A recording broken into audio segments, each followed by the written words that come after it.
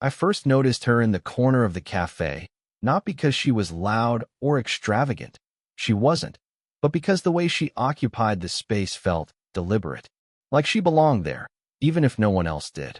I hesitated at the door, my bag slipping a little from my shoulder, wondering if this was the right table, the right time, the right reason for me to be here at all.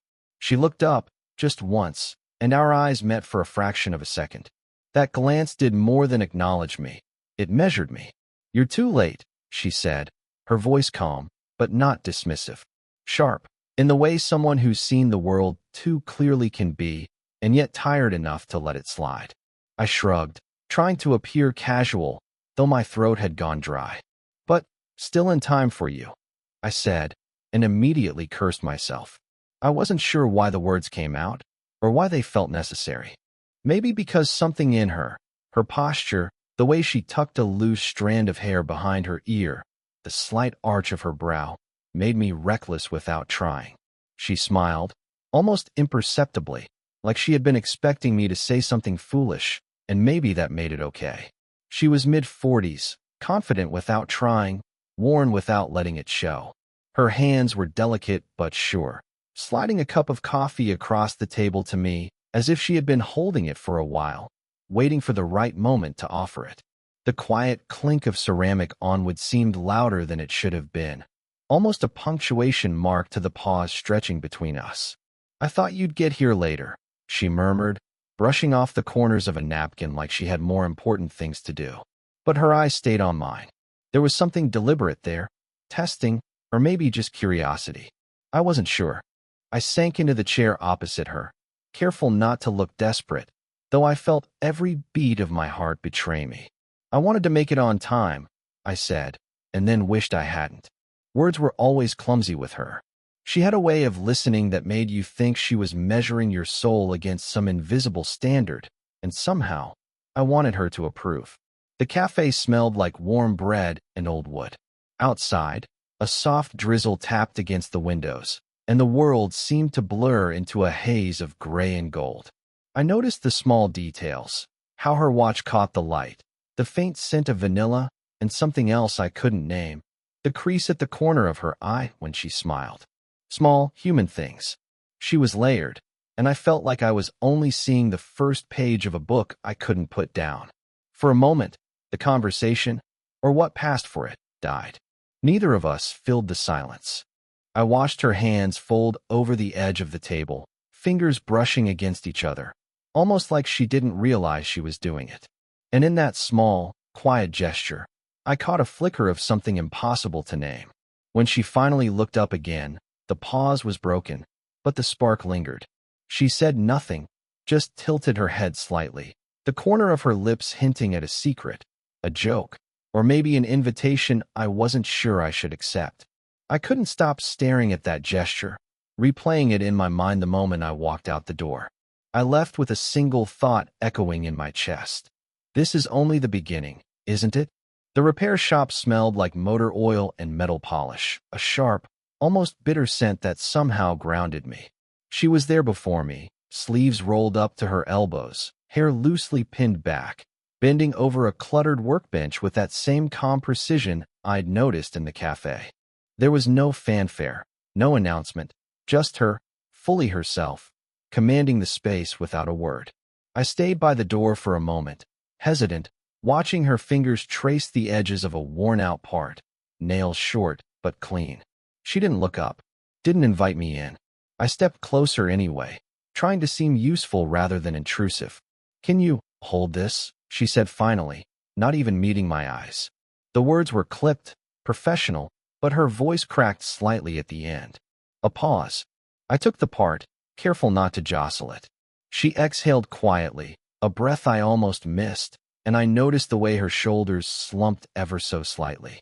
Tired. Always carrying some weight I couldn't name. And yet there was a tension, too, a kind of electricity that made my skin prickle. I handed her the wrench she'd asked for. Our fingers brushed for the briefest moment. She flinched, just a tiny twitch, and I thought I might have imagined it. But the rapid blink of her lashes told me I hadn't. She muttered something under her breath, more to herself than me, and I caught it. An almost laugh, strained, the kind people make when they don't want someone to see the cracks. I wanted to ask what it meant, wanted to break whatever wall she'd built around herself, but I stayed quiet, watching, noticing. There was something intoxicating about her contradictions, confident yet fragile, composed yet unraveling in private spaces. Her hands, steady while tightening bolts, would sometimes tremble when reaching for a tiny screw. Her eyes, focused on the work, sometimes flicked up to mine, almost searching, almost daring. I found myself imagining what it would be like to bridge that gap, to touch the world she kept so tightly controlled. I wanted to say something clever, something that would make her laugh, something that would make her look at me differently, but the words died in my throat. When she finally looked at me, it was not with annoyance, not with warmth either, just a fleeting acknowledgement, a crack in the armor. And in that fraction of a second, I felt the gentle pull of something I knew I shouldn't name yet. She straightened, brushing her hair back, and the smallest sigh escaped her lips. I noticed it, not because I was listening, exactly, but because it carried everything she wouldn't say out loud. And when she leaned over to adjust a part on the table, I felt the space between us shrink, charged with the quiet energy of unspoken things. I stepped back, letting her have her space, but I couldn't stop thinking about how close we'd been in that moment. How vulnerable, how alive she looked in ways no one else seemed to see. And for the first time, I understood that maybe this, whatever it was, wasn't about timing or convenience or even logic. It was about noticing her fully when no one else did. And she noticed me noticing. The rain had started without warning, streaking the windows of the office with thin rivers of silver light. I stayed late, pretending I had work to finish, but mostly I stayed because she stayed. She sat across from me, leaning over a stack of papers, her hair falling loose around her face. I wanted to reach out, tuck it back, but something, restraint or fear, kept my hands on my knees. "You're going to catch a cold," I said softly, though my voice barely carried over the hum of the fluorescent lights. She didn't look up, just adjusted the collar of her jacket, tugging it tighter around her neck. "I'll be fine," she replied, clipped, but not unkindly. The air between us thickened with something I couldn't name, something that hovered right on the edge of confession. I felt it in the brush of her elbow as she reached for a pen, in the way her shoulder grazed mine when she leaned closer to read a document. Every contact, small and accidental, sent a flicker through me I wasn't supposed to feel. My phone buzzed. A message from her ex. I could see it reflected in the dark screen when she picked up her own phone for a moment. She sighed, tucking it back into her bag without answering. That flicker of tension, obviously familiar, obviously old, made her glance away, and I realized I didn't want her looking away. I wanted to be the person she wanted to see. I closed my laptop, stretching my arms, and when I did, our hands brushed again. This time longer. I wanted to hold it, to linger, but I pulled back, forcing a smile I hoped didn't betray the whirlpool inside me. She caught my eyes, and for a second, just a second, there was acknowledgement, a silent admission that maybe we were both teetering closer than we should. "Do you always stay late when it storms?" I asked, trying to distract myself, but the question felt absurd even as it left my mouth. She tilted her head, half-smile tugging at the corner of her lips. "Only when the work demands it," she said, but her voice softened in a way it never did when others were around. A subtle warmth, a vulnerability that almost pulled me in, made me consider saying the things I'd rehearsed a dozen times. But I didn't. I couldn't. Outside, the rain intensified, pattering against the windows like a quiet drum, filling the room with sound. And then she laughed, a short, unexpected thing, brushing away tension I didn't know she carried. I wanted to ask her to tell me everything. The why, the when, the pieces of her that no one else saw, but my throat stayed tight, my words trapped. I felt the space between us shrink again. Her hand hovered near mine as she reached for a paperweight, and for a heartbeat, it felt like the world had contracted, leaving just us and the storm. I imagined tracing the line of her wrist, letting her lean into me, letting the air between us finally dissolve. But the phone buzzed again. A reminder, a call, a boundary I couldn't cross. I pulled my hand back slowly, watching hers retreat too, and the moment vanished, leaving me staring at her, heart hammering, and wondering if we'd ever let it happen. And yet, the near action lingered. It was there in the pause, in the tension, in the storm. We sat on the balcony of her apartment, the city lights hazy beneath the fog rolling in from the river. I had come to return a book she'd lent me, but neither of us mentioned that. The air smelled faintly of rain and something softer, indefinable, that reminded me of home and loss at the same time. She leaned against the railing, arms crossed, shoulders stiff. I stayed a step behind, pretending to be absorbed by the street below, though every instinct wanted to close the space between us. Silence stretched, thick and almost suffocating, but neither of us moved to fill it. Finally, she spoke, not looking at me. "Do you ever wonder why we're here?" Her voice was low, distant, almost questioning herself more than me. I swallowed, unsure whether to answer honestly or carefully. "Sometimes," I admitted, stepping closer but stopping short, giving her space. "And sometimes I think I shouldn't." She let out a short, humorless laugh. "You shouldn't," she echoed, the words hanging like smoke. Then she looked at me, really looked, and I saw the conflict in her eyes. That mix of control and vulnerability, pride and fear, that made her impossible to read, impossible to ignore. The wind picked up, tugging at the loose strands of her hair. I wanted to reach out, tuck them back, but I didn't. Instead, I just watched her, letting the quiet stretch between us, letting the air carry everything we couldn't say. "I don't know what this is anymore," she whispered, finally breaking the tension. Her voice trembled slightly, the first crack in her carefully constructed calm. I thought I did. I thought I understood. But now, I feel like I'm standing on the edge of something I can't name. I nodded, though I didn't speak. Because what could I say? I was just as tangled, just as uncertain, just as guilty for feeling drawn to someone I shouldn't, or maybe shouldn't feel this strongly about yet. Her hands gripped the railing, knuckles white. She tilted her head slightly, watching the fog swirl below. "Do you ever get that feeling," she continued, quiet, almost afraid to say it, "that you're holding on to something that's already slipped away?" I wanted to answer. I wanted to tell her everything. How I noticed the tremor in her hands, the flicker of exhaustion under her eyes, the laugh she tried to hide, the way I caught myself thinking of her at odd, impossible times. But the words died in my throat. Instead, I just stepped closer, letting my presence speak, letting the silence become our confessional. She finally turned to me, eyes shimmering, searching for a stability neither of us could provide. The world had narrowed to just us, to the fragile thread connecting us, to the impossibility of pretending normality anymore. "I don't want to hurt you," she said, voice breaking, "but I don't know how not to."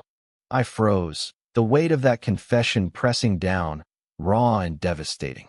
My heart thudded in a way I couldn't control, and I realized something. Whatever this was between us, it had already begun, whether we admitted it or not. And then she whispered, almost to herself, almost a warning. "Maybe I've waited too long to feel this, or maybe it's already too late." I found her in the bookstore, leaning over a shelf of old poetry, the soft golden light catching the silver strands at her temples. She looked older, somehow, but not just in years. There was a weight behind her eyes I hadn't fully seen until that moment. "I didn't think anyone still read Frost," she said, her voice almost fragile. She didn't look at me as she spoke, just traced a finger along a line from the road not taken. I knelt slightly to reach for the same volume, brushing past her arm. "Some things are worth holding on to," I said. The words felt trite even as I said them, but she didn't laugh or smile. She just turned the page slowly, her lips pressed together. Then, without warning, she sighed and looked up at me with an honesty that caught me off guard. "I lost someone," she said quietly. "Not a long time ago, but it's like a part of me is still waiting for him. I didn't think I'd ever let anyone see that side of me again." I froze, my chest tightening. I didn't reach for her, didn't move. I just let her words settle, heavy and raw, between us. "I wasn't ready," she continued, voice trembling slightly. I told myself I was, but I'm not sure I ever really will be. And yet, here you are. I swallowed, trying to find something to say, some small way to bridge the space she'd opened. People you lose, they never really leave, do they? They just fade into other moments, other faces. She gave a faint smile, almost sad, almost bitter. And what if someone reminds you of them? Not perfectly, not exactly, but enough to feel the echo again. I didn't answer, because I knew exactly what she meant. I'd seen that echo in her laugh, in the tilt of her head, in the way her fingers lingered on a book's spine as if holding something else entirely. She turned and pulled an envelope from her bag, worn and creased. "I meant to send this years ago," she said, her voice barely above a whisper. "A letter I never could. A goodbye that felt impossible." I watched her hands shake slightly as she slid it across the table toward me. I didn't open it. I didn't need to. The mere act, trusting me with something so private, so untouchable, shook me. It was as if she had laid bare a corner of her soul she hadn't shown anyone in years. We sat there, quiet, the words hovering between us, unspoken yet fully understood. Her vulnerability wasn't a plea. It was a declaration of life, of survival, of scars that still throbbed quietly under her calm exterior. "I didn't expect anything," she murmured. "I just wanted it out." And I nodded, unsure if she could see how much that simple act of honesty had undone me. How it made me feel closer to her, not because of attraction, but because of the trust, the humanity, the unvarnished truth. When she finally looked up at me, her eyes glimmering with a mix of relief and lingering pain, I realized the world had shifted just slightly, irreversibly. And I whispered to myself, more than to her, everything changes when someone finally lets you in. We sat on the worn leather couch in her apartment, the evening stretching around us like a slow-moving tide. The city outside had quieted, and the soft hum of the radiator was the only sound besides our own breathing. I hadn't intended to stay this late, but neither of us had moved toward the door. She leaned back, arms draped over the cushions, eyes on the floor. I watched her, memorizing the little things, the faint crease at the corner of her eye, the way her lips pressed together when she thought, the slight tremor in her fingers. She wasn't asking for me to notice, and yet, I couldn't stop.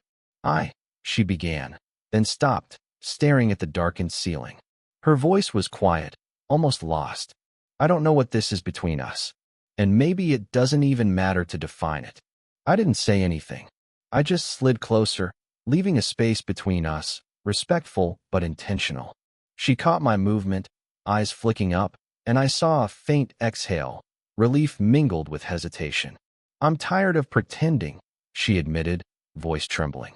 "Tired of pretending that everything is normal when it's not." I nodded, because I felt the same way. Pretending had become unbearable. Pretending I didn't notice how she looked when she thought no one was watching. Pretending I didn't want to stay, to be present, to exist in the same space as her, however quietly, however carefully. We didn't speak for a long moment, just sitting there, the weight of the truth settling around us. And then, slowly, almost imperceptibly, our hands brushed. It was a light touch, fingertips grazing, but it carried everything we hadn't said. Hesitation, recognition, longing, acceptance. She didn't pull away. I didn't move. We let the contact linger, small and fragile, yet absolute in its certainty. I leaned my forehead lightly against hers, careful, reverent. The warmth of her skin, the steadying beat of her pulse, grounded me in a way words never could. "I think I'm ready to stop pretending," she whispered, eyes closing briefly, as if letting herself believe it for a moment. I tightened my hand around hers, not to claim, not to demand, but to simply exist alongside her. It was quiet. It was patient. It was earned, not sudden, not reckless. And in that silence, in the shared breathing and the faint contact of skin and fingers, something irrevocable settled between us. A recognition that this was real, that this was ours, in the simplest, most human way possible. No grand declarations. No fireworks. Just understanding, closeness, inevitability. We remained like that for what felt like hours, though it was probably minutes, letting the world fall away. There was no need for conversation, no need to define it any further. Our presence said more than words ever could. And finally, as the radiator clicked softly and the last streaks of evening light faded, I knew. The quiet certainty of her hand in mine, the slow, deliberate closeness of our bodies, not clinging, not desperate, just present, was enough. I rested my head lightly against hers and whispered to no one, not even fully to myself. We're here. That's all that matters. I'm standing in the doorway of that same cafe where it all started, coffee in hand, watching the rain blur the city lights into watercolor streaks. It's quiet now, more ordinary than the moments I keep replaying in my mind, but somehow it feels complete. I think about her, about the way she moved through my life, careful and deliberate, and how I moved around her, hesitant and reckless all at once. She changed things I hadn't realized needed changing. She taught me patience without preaching it, presence without ceremony, and that noticing someone, really noticing them, can be the most profound act of intimacy. And she changed too. I can tell, even in these fleeting reflections. There's a softness to her eyes now, a willingness to let someone in without suspicion or pretense. She laughs more freely, touches lightly, not as a shield but as a bridge. The walls she carried for years have cracks now, not weaknesses, but spaces for something new to grow. I can't say this is what we expected. No fireworks, no sudden revelation. Just the slow unfolding of understanding, the careful weaving of our lives until the threads couldn't be separated. I see that now. The story wasn't about passion or perfection. It was about truth, about the quiet moments that build into a life, about the small, deliberate acts that tell someone, without saying it outright, you matter. You are seen. You are not alone. Sometimes I catch myself replaying her words, the silences that spoke louder than anything, the gestures so small and human they almost went unnoticed. And I smile, because I realize that what we had, what we built, is rare not because it was perfect, but because it was honest. I trace the rim of my coffee cup and think about timing, about how close I came to missing it entirely. How often we wait, hesitate, let fear dictate the spaces between us, and yet, if we're lucky, someone appears anyway. Someone who makes the risk worth taking. Love, I've learned, isn't always about grand confessions or cinematic gestures. It's about being present in the shared silences, offering a hand, a glance, a moment of trust. It's knowing that someone else sees your flaws and your scars and still chooses to stay. And she did. I did. We stayed. I take a sip, letting the warmth settle into my chest, and I think about the road ahead. We don't need perfection. We just need each other, fully, quietly, persistently. And somehow that is enough. As the rain softens and the cafe hum returns to its normal rhythm, I feel a quiet smile tug at my lips. Some stories don't end with fireworks. They end with understanding. And that's the kind of ending that lasts. So, if you've ever hesitated, if you've ever wondered about timing, about risk, about letting someone in, maybe this is a reminder that the smallest moments can be the most important. And I wonder, what moment in your life has changed everything, quietly, without anyone noticing?